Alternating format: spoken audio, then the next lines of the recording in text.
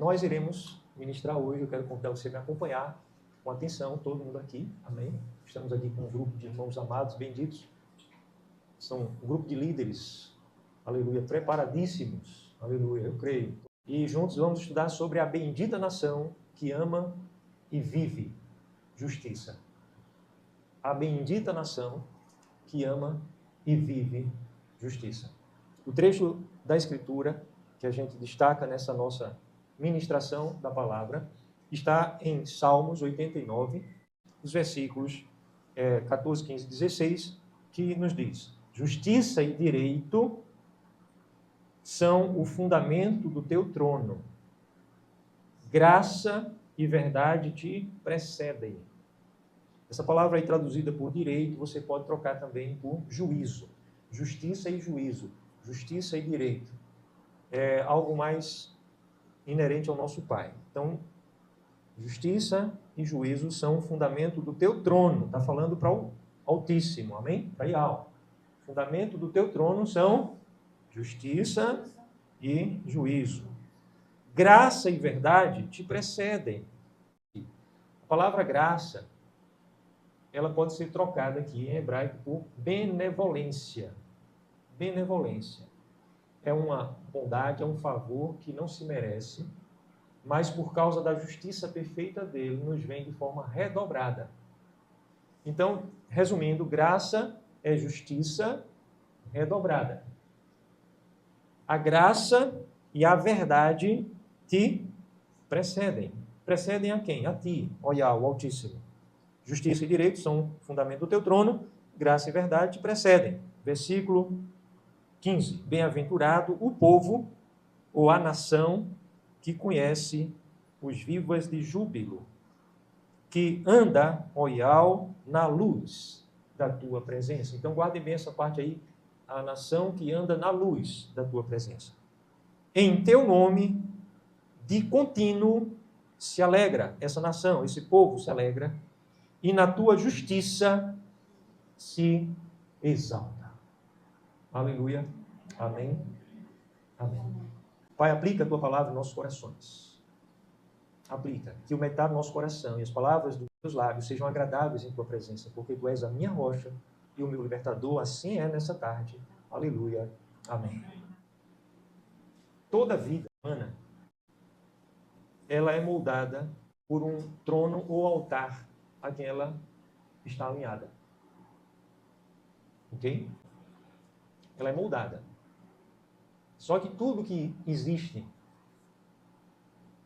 finalmente, depois de toda a história da humanidade, só restará a justiça e o juízo de Yahweh.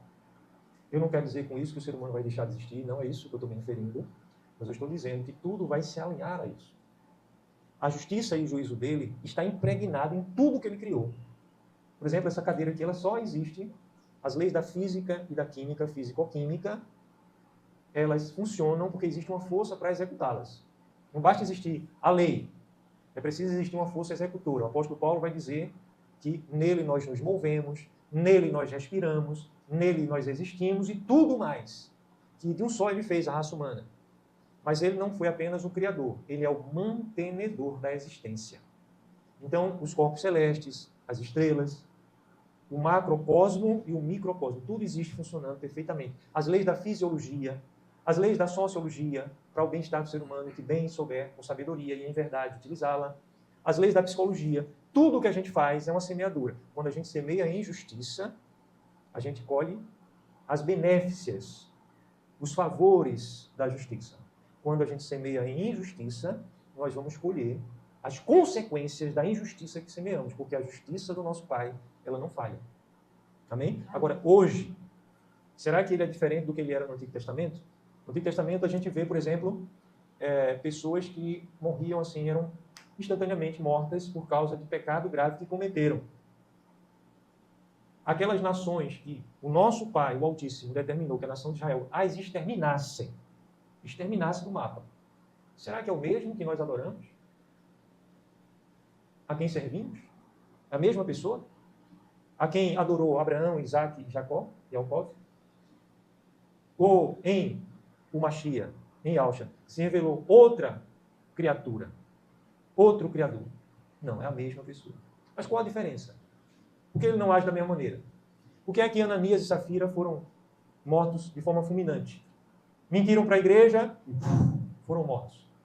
E hoje em dia tem gente que mente à torta e à direita e não é morto.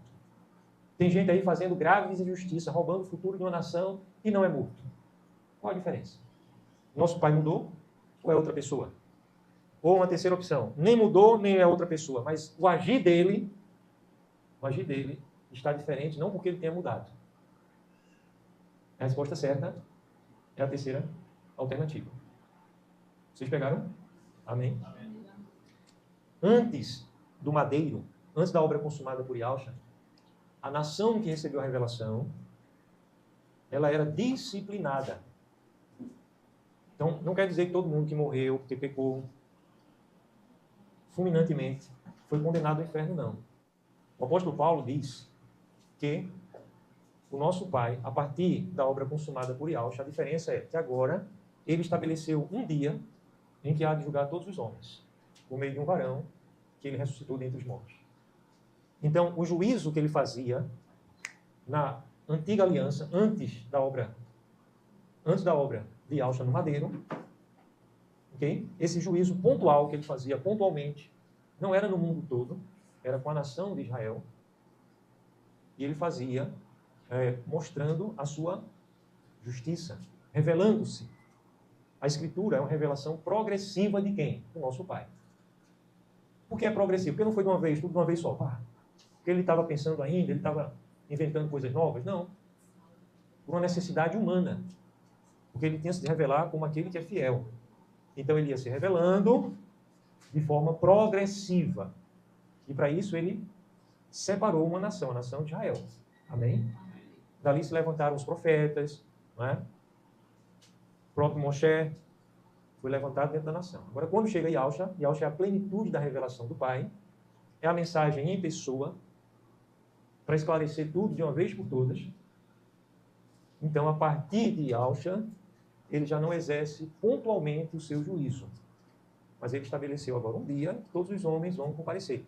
E quem viveu antes também vai comparecer diante desse trono. Amém? Então a diferença não é que ele mudou, nem que seja outro ser onipotente, não. É o agir dele que não mudou o seu ser. Às vezes a gente muda a nossa ação porque a gente muda o nosso pensar. Nós somos mutáveis. Mas a Escritura nos revela que o Eterno, o Altíssimo, ele é um ser imutável. Ele não muda. Ele não precisa mudar, ele é perfeito. Ele é antes de tudo existir. Amém? Amém. Quando nada existia, ele existia. Aleluia. E Yahshua também existe antes de todas as coisas. Aleluia. Antes de tudo ser criado. Aleluia. E o Espírito Santo é o Espírito do Pai e o Espírito do Filho. É o mesmo Espírito.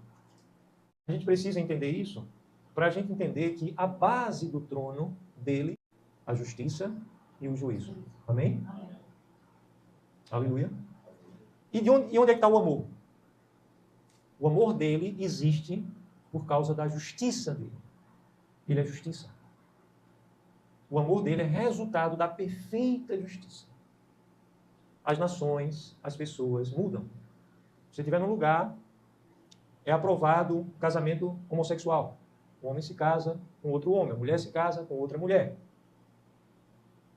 Isso, diante daquele país, da lei daquele país, a pessoa que se casar com outra pessoa do mesmo sexo está praticando o quê? Algo justo. Sim ou não? Porque a lei daquele país não diz isso. Inclusive, tem igrejas com aspas bem grandes que celebram o casamento. Todo tipo de gente. Gente com bicho, que é bestialismo. Gente que quer ser bicho. E por aí vai. Né? Tantas coisas aí, eu não vou nem entrar em muitos detalhes. Mas, existe em outro país que essa prática é tratada com morte. Um homem se unir a outro homem, pela lei do país, ele deve ser morto imediatamente, de forma sumária. Não precisa julgamento, nada não. Não precisa apelação, não tem apelação, nada. De forma sumária. Existem países hoje que a pessoa é morta. Existem outros países que a lei condena. Estou falando de apenas um caso aqui, entendeu? Casamento entre pessoas do mesmo sexo. Então, tem país que aprova, é justo. Tem país que mata fulminantemente, lá a prática de casamento entre pessoas do mesmo sexo é injusta. E existem países que ficam no meio termo. É injusto pela lei, mas não existe pena, é brando, inclusive você pode até matar, e talvez você seja condenado e passe mais tempo na cadeia se usar um batom. Mas mata e daqui a pouco, 2, 3 anos no máximo, você está no meio da rua, convivendo com a família da pessoa que você matou, e a família tem que engolir isso, porque são as leis, né? A polícia enxuga gelo. Quem é policial sabe muito bem o que eu estou falando aqui. Prende o marginal, o criminoso, e se for de manhã ainda, é capaz do criminoso chegar em casa antes dele chegar. Porque existe uma tal de audiência de custódia à tarde e o criminoso ali. Você foi maltratado? Hã? Trataram bem você? Ofereceram alguma coisa para você tomar? Você ficou com sede? É isso que tem juiz perguntando aos malfeitores. Então veja que justiça e juízo para os homens é algo relativo. É algo relativo. Mas para o Criador, aquele que tem uma mente eterna, aquele que é a perfeita sabedoria em pessoa, que deveria ser o referencial, porque todas as civilizações prosperaram quando deram crédito aos valores que ele revelou na palavra. E todas as civilizações entraram em decadência e vieram a naufragar quando desprezaram os valores que ele determina como sendo bons. Há vários ciclos de impérios que se levantaram. Os mais recentes, o Império Espanhol, o Império Português, depois o Império Holandês, foram impérios que dominaram o mundo inteiro conhecido. A Holanda foi um grande império, grandíssimo império, riquíssimo, de bancos e tudo. Depois da Holanda veio o Império Britânico. Talvez a maioria de vocês aqui saibam ou conheçam mais, foi o que antecedeu o Império Norte-Americano. E hoje, qual é o império? Qual a nação mais poderosa do mundo hoje? Ainda é. E ela, militarmente, é coisa assim, de não ter comparação mesmo. Poderio militar, poderio econômico, não tem comparação. Quem está em segundo lugar está lá embaixo em relação ao primeiro lugar. É uma nação muito poderosa. A nação dos Estados Unidos da América. Mas ela está sendo minada por dentro. Os inimigos, a nossa luta não é contra carne e sangue, são inimigos espirituais, começaram a bater de cima para baixo agora. Então, a corrupção penetrou todos os escalões ali. Eu não estou aqui querendo ensinar sobre geopolítica não, gente, mas é importante eu trazer esse exemplo. De onde veio isso? As universidades nasceram a partir, especialmente, da reforma. Os reformadores tinham um lema. As igrejas calvinistas, é um lema de Calvino, John Calvin, era ao lado de cada igreja, ele estava falando de prédio, já estava errado de estar chamando de prédio, mas ele estava dizendo, ao lado de cada igreja, uma escola. E universidades famosíssimas como Harvard na Grã-Bretanha, não estou falando nem da dos Estados Unidos, que também é famigerada demais, né? Mas essas universidades todas surgiram por causa de valores cristãos, bíblicos, prosperaram, as famílias prosperaram. Mas foi feita uma pesquisa recentemente que a média atual de divórcios para cada casal nos Estados Unidos é de 7. A média é de 7. Ou seja, as pessoas casam e descasam. E o que é que isso gera? Isso gera filhos sem um pai, sem uma mãe. Sim ou não? O que é que isso gera? Isso geram pessoas sem valores. E é claro que existem exceções, aqui eu não estou colocando todo mundo, generalizando não, mas o normal e a grande poder, a grande influência no meio onde a gente vive, com quem a gente convive. Então imagine, um casal teve filho. A mãe se casou com outro homem, levou um filho. Outro filho foi morar com o pai, já é outra mãe. E a outra mãe já tinha tido outro relacionamento. A média é de 7 casamentos. Isso sem contar com toda sorte de promiscuidade fora de um casamento. Né? Toda sorte de união. E aí eu já mencionei coisas que eu não vou nem voltar a falar. Então, esses filhos estão muito mais suscetíveis ao quê? A toda sorte de ideologia, de ensinos satânicos. Nossa luta não é contra carne e sangue. Então, os impérios se levantaram, uma nação que tem uma constituição muito simples. É a constituição mais simples que há entre todas as nações do mundo atualmente. E os pais fundadores, eles valorizam muito os pais fundadores da América. Eles eram cristãos. A Constituição, antiguíssima, continua funcionando hoje, os princípios da liberdade, etc., etc. Mas está sendo carcomida, sendo destruída. Ok? E aí eu volto, porque justiça e juízo para os homens é uma coisa relativa.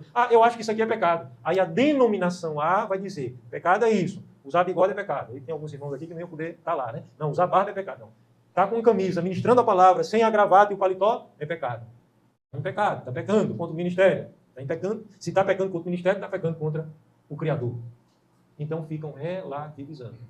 E aí existem denominações, que é um movimento religioso, evangélicas, para todo que é gosto. À la carte. Quem quiser, para escolher, você pega lá e o cardápio é grande, viu? Você pega lá o cardápio grande, para todo tipo de gosto, para todo tipo de coisa, porque os homens estão vivendo assim. Mas o que é que isso tem a ver com a administração nossa? É que nós temos de ter clareza absoluta, gente, que o nosso Pai não é assim. Ele não fica relativizando, ele não muda. A base do trono dele não muda. Ah, mas eu estou debaixo da graça. A base do trono dele não muda. Tudo, a justiça e o juízo, permeia, impregnou todas as coisas da criação, toda a existência. O tempo e o espaço, tudo foi criado a partir da verdade e da justiça. Isso é a base das decisões dele, amém? Ele não é a nossa imagem, nós somos a imagem dele. Amém? Amém. Você precisa buscar ter o que os teólogos chamaram de epifania. O que é epifania? Revelação experiencial ou experimental da presença dele, da manifestação dele. Peça visão. Você vai ver o mensageiro, o braço forte dele. Você vai ver Yahshua. Amém? É para quem quiser ver. Entre os que estão nascidos da água e do Espírito de alto. Esses têm acesso. Têm acesso à glória dele.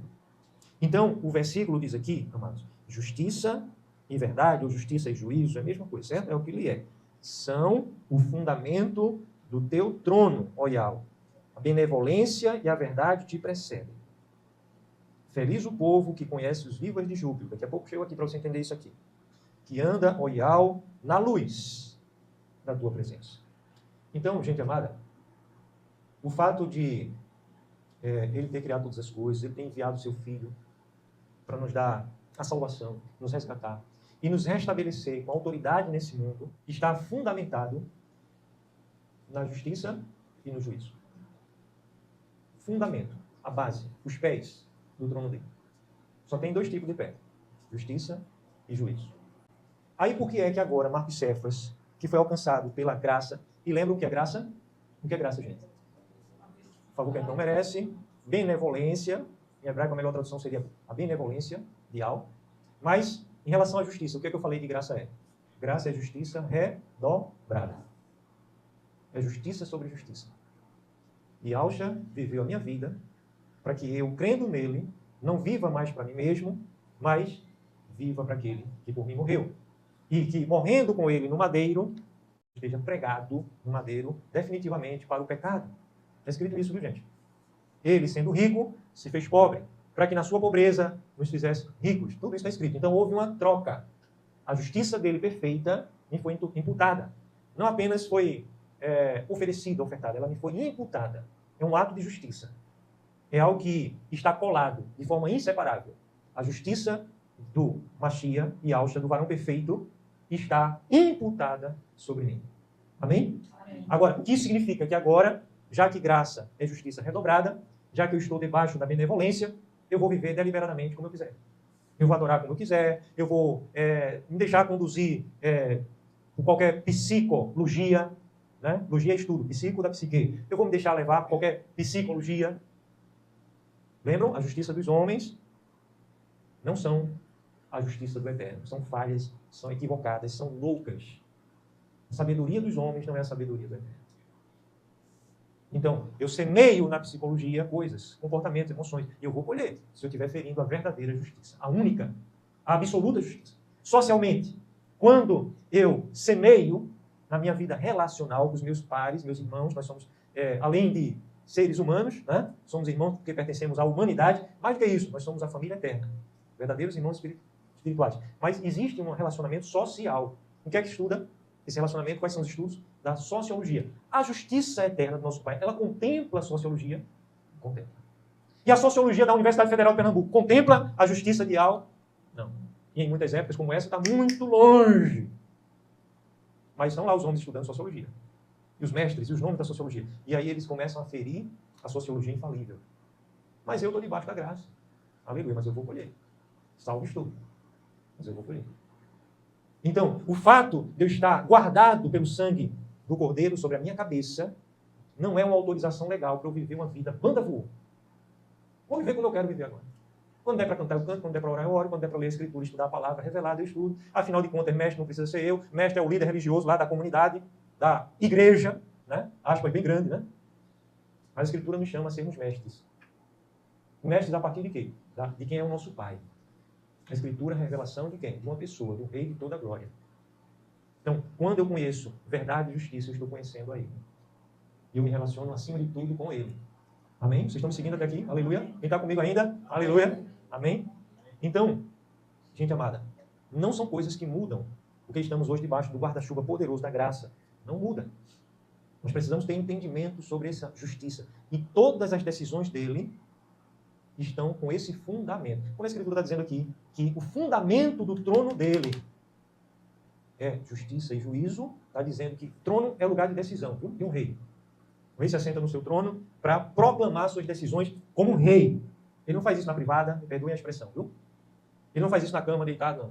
Até alguns reis fizeram no passado. Mas normalmente os reis fazem isso diante da corte, dos juízes, das pessoas mais nobres do seu povo, que está ali para ser a execução da sua voz. Então ele se assenta no trono, ele convoca os seus nobres e diz, a partir de agora vai ser assim, e toma as suas determinações. Isso é prático para mim e você? O que é que isso tem a ver com a minha vida e com a sua? O que é que Yahshua, o nosso mestre, disse? Nem só de pão vive o homem, mas viverá de toda palavra que sai da boca de Yahweh, o Altíssimo. Então Yahweh se assenta no trono. E o homem, aqui é um termo genérico, significa o ser humano. O ser humano pensa que vive aí, de pão. O pão dele é a bebida, o pão dele é farra de final de semana, é uma vida prostituída, é isso e aquilo. É o pão do homem. O homem vive em função disso. É isso que move ele a viver. Não pense que pão é só aquele pão de trigo que a padaria faz, não. Que nem tem mais nada a ver com o pão que existia antigamente. Não é esse pão, ele está falando de coisas espirituais, superiores. É o que alimenta você a viver, o que faz você se acordar de manhã e botar os pés para fora da cama. Então, não é só esse pão que o homem pensa que vive em função dele, mas é a palavra que sai da boca de Yahweh. E a palavra, para sair da boca dele, precisa estar fundamentada em quê? Na justiça e no juízo. Não sai da boca dele nenhuma palavra torpe. Por isso ele diz para mim e você nessa hora, sede santos porque eu sou santo. Não saia da vossa boca nenhuma palavra torpe. Não sai. A palavra dele tem retidão. Retidão. Ok? A justiça, ela age e ela reflete e ela gera retidão. É um aspecto inseparável da justiça. Então, o reino dos céus, nosso Pai, não é sustentado por emoções. Existem comunidades religiosas aí que pensam que é só emoção. A emoção é uma consequência de uma viva fé. Mas cuidado, não coloque os pés pela mão achando que é emoção. Eu estou orando, mas não estou sentindo. Eita, esse culto aqui, eu estou me arrepiando, olha que é o meu braço arrepiado. Emoção em primeiro lugar. Você não depende, você depende da verdade. A sua fé precisa estar atrelada à verdade. A fé na verdade. Depois, como consequência de uma viva fé ligada à verdade, o que é que vai vir ligado à fé? A emoção. Lá atrás.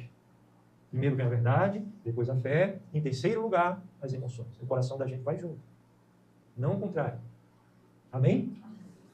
Então, a gente vive da palavra que sai da boca do nosso Pai. E há a possibilidade de a gente estar prosperando financeiramente. Há a possibilidade de a gente estar vivendo dias aparentemente felizes e estarmos fora da justiça do nosso Pai. Porque a gente está amando a nossa própria vontade.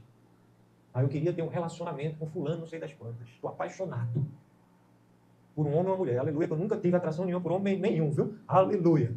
Dizem que os israelitas da gema meio que ele agradece duas coisas. Todo dia quando acorda. A primeira é por conhecer ao Altíssimo. E a segunda, os homens dizem que agradecem por serem homens. Aleluia. Parece uma coisa boa para a gente valorizar aqui as mães, né, os pais aqui, ensinarem seus filhos. Desde pequenininho. Não, mas ele vai, quando ele crescer, ele escolhe o time que ele vai torcer. Assim. Os cristãos estão fazendo isso. Quando ele crescer, ele vai decidir se vai aceitar ou não o evangelho. A criancinha mal sabe falar, está lá os islâmicos ensinando a Sharia, ensinando a pegar em arma, dizer que tem que matar aqueles cristãos, são inimigos de Alá. É isso. Odeia aquele povo ali, não presta. Alá mandou matar, a gente pode morrer por eles. E as criancinhas estão crescendo já assim. Mas a gente conhece a verdade e a palavra manda a gente inculcar a palavra. Não, a gente prefere inculcar outras coisas, entregar um smartphone para a pessoa acessar os chats aí da vida, dos jogos, né? A pessoa ser assediada. A gente prefere terceirizar, é melhor pagar. Não vamos pagar a escola lá. O professor que eduque, que ensine. Aí os professores vêm tudo com a ideologia de Satanás. De Satanás. E diz assim, não, você é homem, mulher? Não. Veja. Faça o teste primeiro, faça o teste drive primeiro. E por aí vai. Então isso é só uma das coisas terríveis que tem acontecido. As pessoas se vendem, vivem atrás de dinheiro. Né? Os princípios de Satanás estão aí, à torta e à direita. Os fins justificam o meio, sai atropelando quem quer que seja. Então a gente está vivendo nessa sociedade, amado, de total desordem em relação à justiça. E muitas vezes, se nós não nos apercebermos, nós estaríamos andando assim. Nos movimentos religiosos do evangelicalismo em nossos dias. Estou aqui condenando absolutamente nada nem ninguém, não, viu, gente? Por favor. Mas é preciso a gente se despertar por amor à verdade. Quando Yalcha disse assim, eita, eu ia pegar vocês agora, já que vocês já tinham esquecido o comecinho. Se um estranho ensinar as mesmas coisas que eu estou ensinando, vocês crerão nele. Por que ele falou isso? Quem lembra, eu mencionei isso há pouco. O problema da humanidade, o pecado. Mas por que ele falou? Por que a gente tem esse problema? O santo de carne não faz milagre. Por que isso? Sabe por quê? Porque não temos amado a verdade acima das nossas próprias vontades. Então a gente vai atrás do que nos agrada. Simpatizo mais que fulano, Beltrano. Cal pregando, eu acho melhor do que João. Aí quando João é pregado, não quero nem ouvir. Eu só gosto de ouvir Cal. Entendeu? Então, no meio, entre os salvos, existe essa mentalidade doentia. Essa mentalidade não tem nada a ver com a palavra da justiça e do juízo. E as pessoas estão vivendo assim. E não amadurecem. Por quê? Ficam sempre refém disso. Refém disso. Eu não preciso ser mestre, não. Eu mal sei ler. Então, na sua Bíblia tem que ter um parênteses lá escrito assim. Não, mas para quem não foi alfabetizado, não precisa se tornar mestre na Escritura, não. Tem esse parênteses na Bíblia de vocês? Não tem. Na minha não tem. Só se Satanás estiver querendo botar. Mas parece que na prática, na Bíblia, muita gente tem isso. Isso é para qualquer pessoa, para mim não. Você é chamado para ser uma maestrina, uma mestra e um mestre na revelação do Pai. Amém? E esse conhecimento dele parte desse relacionamento. Então, Paulo vai dizer assim, a gente leu no comecinho do culto aqui, o capítulo 2 de 1 Coríntios. O apóstolo Paulo, ele fala ali que a sabedoria desse século é loucura para o Altíssimo e Alto. O nosso Pai ocultou isso dos sábios e entendidos desse século. Ele escolheu as coisas loucas, as coisas pequenas e sem valor desse século para envergonhar aquelas que não são. Nós temos que amar a verdade. Aí, a igreja, ela não pode abandonar a justiça. Quando a igreja abandona a justiça, o que acontece? Perde a salvação? Não, a igreja é o corpo de Yalcha. A igreja é feita, não estou falando de denominação, viu? Estou falando a verdadeira igreja. Os salvos, quem nasceu da água do Espírito. A igreja não pode abandonar a justiça. Mas é possível um salvo estar vivendo carnalmente? É possível. Se o salvo está vivendo carnalmente, é possível uma comunidade de salvos estar vivendo um descaminho, um equívoco? Sim ou não, gente? Sim ou não? Sim. Quando o erro está no começo, é mais fácil corrigir. Você pega a estrada, depois que você erra muito tempo lá na frente, é difícil voltar, você vai ter que voltar de novo todo aquele caminho. Nós estamos no início aqui, algo que o Pai tem nos confiado como ministério, que não é de Marcos Cefas, é de cada um aqui. Ele tem nos chamado a construirmos juntos, se quiser. E quem quiser. Esse ministério ele tem confiado a nós. Mas a gente precisa aparar as brechas agora. Porque se a gente deixar elas lá na frente, depois que tiver 20, 30, 40, 50 pessoas a mais, 100 pessoas, 500 pessoas a mais, 1.000 pessoas a mais, 10.000 pessoas a mais, 1 milhão de pessoas a mais, 10 milhões, 100 milhões de pessoas, 1 bilhão, alguns múltiplos bilhões de pessoas vivendo num caminho de injustiça. Estão salvos. Foi pregado o Evangelho, aleluia. Até o apelídio. Porque qualquer nome, por mais bonito que o homem conseguisse imaginar e inventar, é um apelídio. E a gente tem certeza de um nome que não é. Eu tenho certeza, absoluta convicção que Jesus não é o nome, é um apelido. Agora, por amor à verdade, eu tenho me aplicado e tenho crido, mas ninguém precisa crer pela minha fé, não. Tem muitos líderes aí religiosos que falam que não tem valor nenhum isso aí. Não, foi ocultado. É um nome impronunciável, já perdeu a pronúncia. O judeu, nem o judeu sabe, aí você vai encontrar toda sorte de história. E pode chamar ele somente de pai mesmo. Eu também chamava meu pai de painho. Eu dava beijo na face do meu pai, abraçava meu pai com muito amor, mas eu também sabia o nome do meu pai. Amém? Eu também honrava o nome do meu pai. Então existe um nome. Por que é que tantas milhares de vezes ele repetiu o nome dele através de todos os profetas? Mais de 7.000 vezes, só no Antigo Testamento. E o Novo Testamento tinha cobertor de vez mesmo. É porque ele falhou, porque ele queria revelar... Peraí, mais de 7.000 vezes, ele queria revelar ou não? Não, não queria não. Então, porque os profetas dele, não é as designações do nome, era o nome próprio, chamado tredagrama popularmente, mas a gente sabe que o achado mais antigo mostra-nos que é um trigrama, são 3 letras. Será que Satanás conseguiu vencer e ocultar? Grande dano, inclusive a igreja. Houve uma grande apostasia na história da igreja. A igreja foi corrompida. Você não precisa nem ser um historiador. Dê uma olhada assim rápida na história, você vai ver quantos descaminhos na história da igreja. Estão comigo? Amém? Então houve uma corrupção. Mas nosso Pai nunca foi apagado o nome dele. Nunca. Eu tenho aqui vídeos de rabinos. Dizem que Jesus veio do nome Yeshua. Jesus no grego, e daí no latim também Jesus. E depois, no português, se criou J e veio Jesus. E Jesus. Mas eu tenho vídeos de rabinos dizendo o seguinte, que o nome em hebraico, Yeshua, é como um acróstico. Ele fala isso literalmente, viu? Ele diz assim, significa em hebraico, esse nome deve ser esquecido e apagado para sempre. Se for só Yeshu, esse nome deve ser esquecido e apagado. Se tiver o A no final, para sempre. Então, mas é um nome bonito. Esse apelido não é pecado você usar não, viu? Eu falo isso com muito respeito e reverência, mas a verdade tem que ser dita. Se eu chamar por ele agora, ele me atende. Jesus, meu Jesus Cristinho, né? Como o nordestino falaria, meu Jesus, ele vai me atender, por causa da grandeza do ser dele. Ele é bom. Como sempre me atendeu. Mas depois que a gente conhece a verdade, a gente tem duas escolhas. Ou desprezar a verdade, ou continuar amando e investigando a verdade. Então deve existir em nós pelo menos uma inquietação. E eu estou aqui trazendo o nome do Pai como exemplo de uma injustiça. Porque tem muitos líderes que na sua psique tiram por menos, a mente tem mecanismo de autodefesa. A nossa mente é inteligentíssima e rapidíssima. Antes de você raciocinar, a sua mente já percebe muitas coisas. Antes mesmo da sua razão vir à mente. Então, muitos dizem de forma sumária, esse é um nome impronunciável. Porque, inconscientemente, ele sabe que vai trazer dano ao seu ministério. Vai trazer dano financeiro. Aliás, afinal de contas, um direito de justiça. O direito legítimo à defesa da família. É um direito universal, sabia? Um direito à preservação da vida. A legítima defesa é um direito também universal.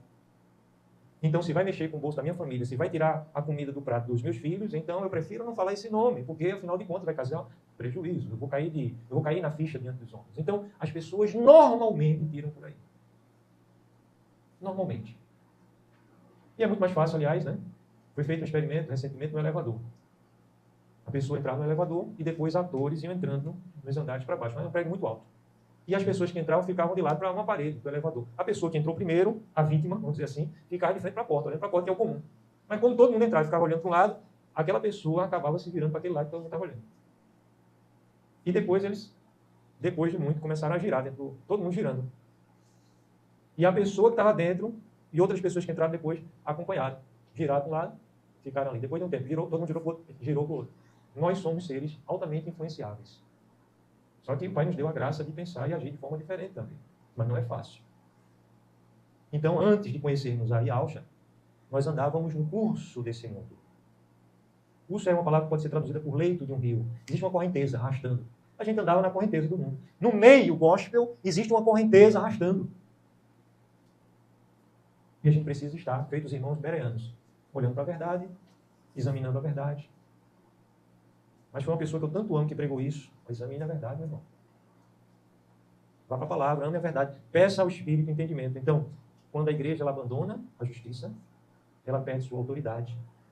E ela começa a viver carnalmente. E a ser um movimento religioso, que pode agregar muitas vidas. Mas é um movimento de injustiça. Amém? Vocês conseguem perceber isso, gente? Aleluia. O que acontece quando a gente ama a verdade e a justiça? Nós prosperamos diante dos olhos do nosso Pai. Nem sempre essa prosperidade aos olhos dele é igual à prosperidade aos olhos dos homens. Nem sempre. Às vezes você está prosperando aos olhos dele, mas é como aquela pessoa no deserto, arrancando troceira de capim, de espinho, arrastando pedra para cima de um pano de couro para poder arrastar nos ombros. Porque ele não vai mandar você para o melhor lugar, não. Peraí, não, o melhor lugar, você vai para tal lugar. Isso aí é a mentalidade do presente século. Tem muito ministro do Evangelho escolhendo essas coisas assim. Não, vou para tal lugar, vou prosperar mais, vai dar mais dinheiro, eu vou subir nas redes sociais. Né? Lá, já existe uma equipe lá muito bem preparada, então vai ter os cortes certos, vou ficar famoso. Tem gente pensando assim. Eu lembro que eu era menino que estava ainda ansiando o ministério como seminarista. Não era seminarista ainda não, ainda tem uma reunião para me examinar se eu ia ser seminarista ou não. E eu vi 2 líderes religiosos conversando numa esquina, num lugar público, abertamente. Quem quisesse ouvir, não foi porque eu estava xeretando, não, foi porque eu vi, dizendo assim, eu vou para tal lugar, porque lá eu vou fazer carreira, eu vou fazer nome. Né? Então a gente sabe que existem lugares, humanamente falando, que você faz nome. Mas é isso. A gente vive debaixo de direção. A gente não vive atrás dessas coisas. A gente vive atrás da direção do Pai. Amém?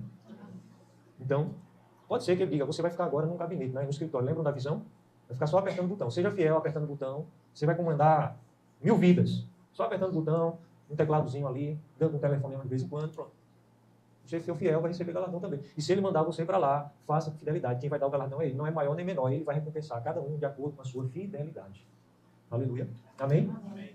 Agora, gente, a graça, a benevolência do Pai, a sua verdade, caminham à frente. Veja aí o versículo 15. Diz assim, bem-aventurado, versículo 14 ainda. Justiça e direito são o fundamento do seu trono. A benevolência e a verdade te precedem. Então, antes da revelação da justiça, o que é que ele manda na frente?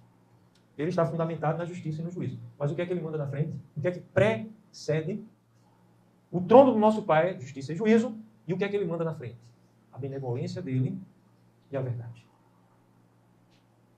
Se ele mandasse na frente a ação do juízo, todos seriam fulminados. Então, adiante dele, vai a sua benevolência. Agora, isso não é separado da justiça, não. Viu? São coisas desconectadas. Eu vou mandar isso na frente separado do que eu sou. Não. Por causa do que ele é, por causa da justiça e do juízo, ele coloca à frente a sua benevolência e a sua verdade. A verdade é para admoestar. A verdade é um chamado para um alinhamento. Para um alinhamento. Então, benevolência e verdade o precedem. Aleluia. E essa benevolência se personificou em Yahshua. Mas existe maneira diferente de eu desprezar Yahshua. Eu posso desprezar ele me autoconvencendo que eu estou amando a ele. Me autoconvencendo que eu estou amando, mas eu não estou nem aí para aquilo que ele é. Ele é justiça. Ele é aquela dona de casa que fez uma faxina bem feita. E eu, quando desprezo a justiça, eu sou aquele cara que a dona de casa acabou de dar o seu melhor, eu entro ali com os pés cheios de lama, cuspindo no chão. Então, Yahshua morreu no madeiro para quê? Para me remir, me lavar dos meus pecados. Aí eu vou agora andar no pecado de qualquer maneira? Não, mas eu vou ficar numa briga contra o pecado? Não, você não tem mais que brigar contra o pecado. Nele você já é vencedor. O pecado já não tem mais domínio sobre você. Mas como vencer o pecado se eu estou aqui a pular, eu levo uma tropeção? Se incline, só basta se inclinar. É difícil se inclinar. Comece a se inclinar na cadeira aí. Não faça isso não. Mas se você começar a se inclinar, vai chegar um momento que você vai cair. Então, para se inclinar, para você vencer o pecado, basta você se inclinar para as coisas do Espírito. Quem se inclina para as coisas do Espírito, colhe, veja aí a justiça, colhe vida e paz. Quem se inclina para o pecado, para as coisas da carne, eu faço o que eu quero fazer, na hora que eu quiser fazer. Né? Vai alimentando a carne desse jeito. A carne vira um monstro. Quem se inclina para as coisas da carne vai colher corrupção e morte. Está escrito isso, Romanos capítulo 8, depois leiam quando estiver em casa.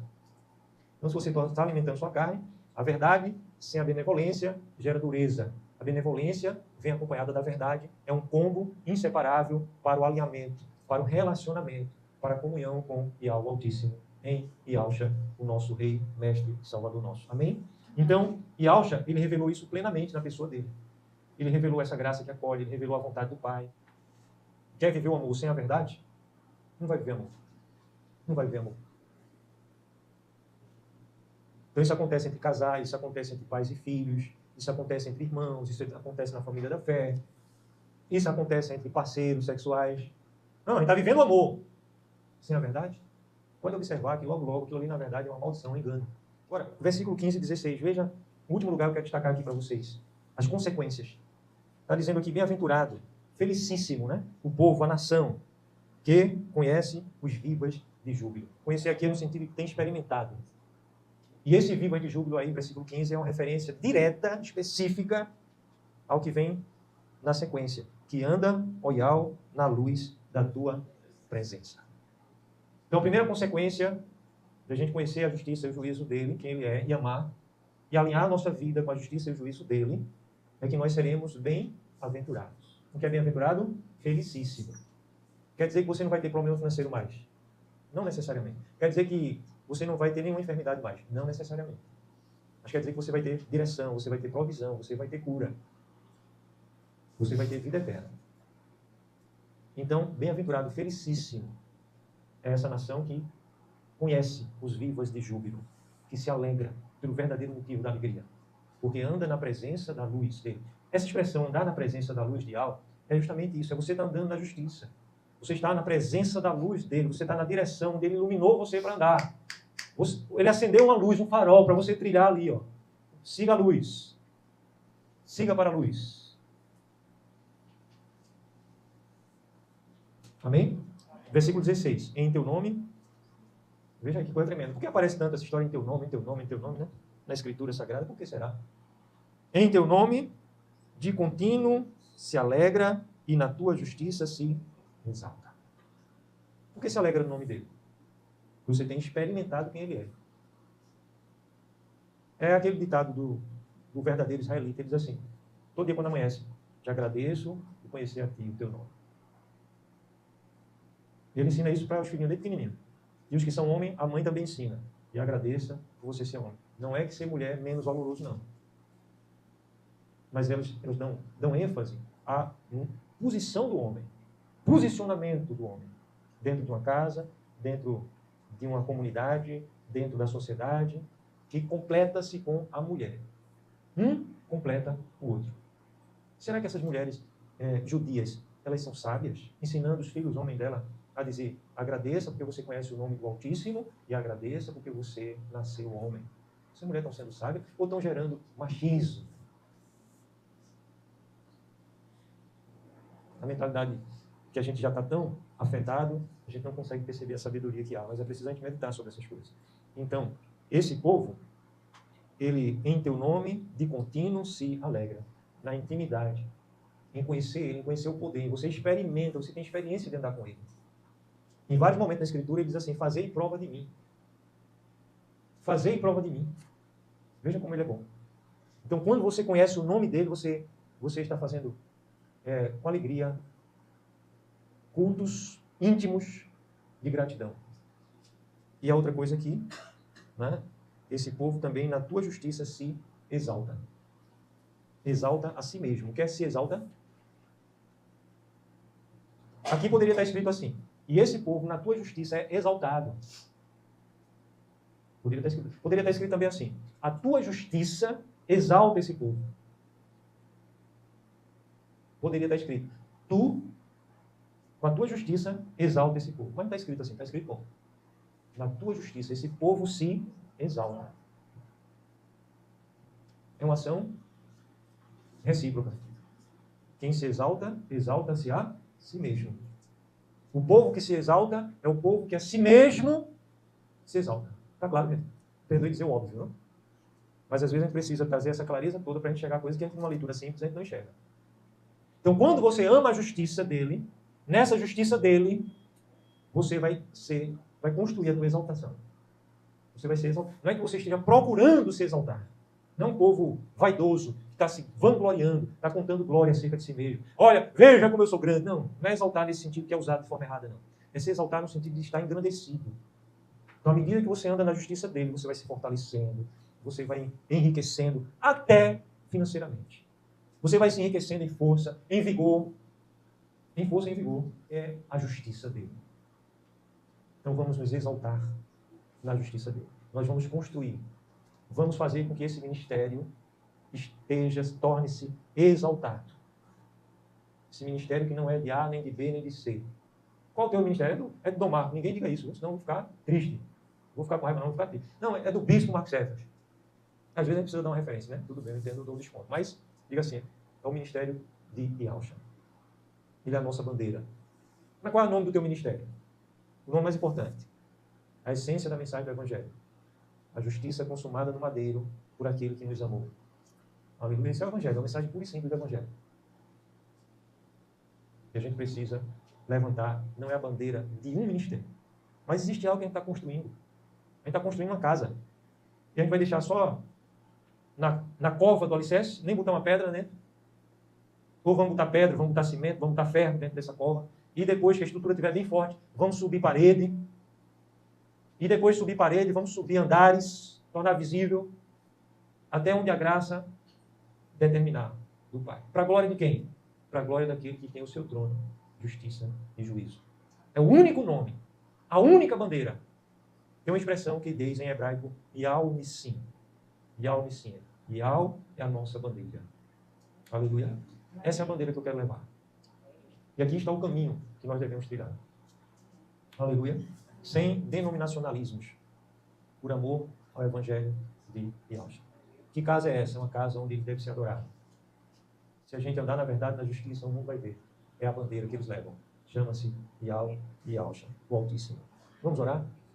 Quem entendeu essa mensagem, pode dizer o seu amém comigo no final. E você que me acompanhou até aqui, curta, comente, diga assim, eu fui abençoado por essa palavra. Esse testemunho simples, você comentar aí, eu fui abençoado nessa palavra, vai ser ânimo também para mim e vai alcançar outras vidas. Ok? Coloca aí, porque tem gente que antes de ver o vídeo já vai ver o teu testemunho aí. Fui abençoado por essa palavra. E compartilhe com mais alguém. Ok? Você estará sendo abençoado em fazer isso. Você vai estar semeando injustiça em fazer isso. Faça isso. Aleluia, amém. Em vez de estar conosco, nos dá a honra e alegria da sua presença. Existe aqui um ambiente espiritual, uma unção espiritual muito forte, poderosíssima. E você será muito bem-vindo. Aleluia, amém. Fica na paz.